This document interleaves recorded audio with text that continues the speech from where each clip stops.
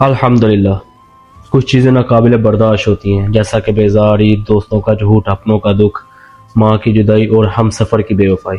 جب ان میں سے کوئی ایک کیفیت ہم پہ گزرتی ہے تو ہم لوگ الحمدللہ کہنے کے بجائے شکوہ کرتے ہیں، شکایت کرتے ہیں اللہ سے۔ جیسے اللہ سے ہم نے کچھ دعائیں مانگی، کسی شخص کو مانگا، کوئی چیز مانگی، اللہ نے ہمیں عطا نہیں کی، ہم لوگوں نے شکوہ کیا، شکایت کی۔ الحمدللہ ہم کب کہتے ہیں؟ اللہ کا شکر ادا ہم کب کرتے ہیں؟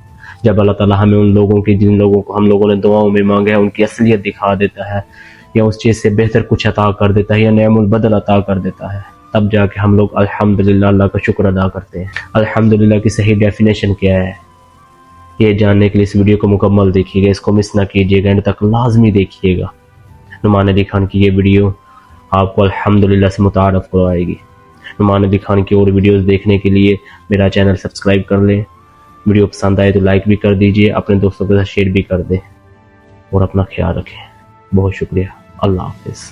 جب اللہ تعالیٰ نے کہا ہے نا الحمدللہ اور ان دونوں کو ایک ساتھ ملا دیا ہے، تو اس کا مطلب ہے جب بھی میرے منہ سے الفاظ نکلیں گے تو میرے جذبات سے دو مطالبے کیے جا رہے ہیں۔ جو بھی ہو رہا ہے مجھے کسی نہ کسی طرح اس کی تعریف کرنی ہے، اور پھر جو بھی ہو رہا ہے اس کی بنیاد پہ مجھے خدا کا شکر کرنا ہے۔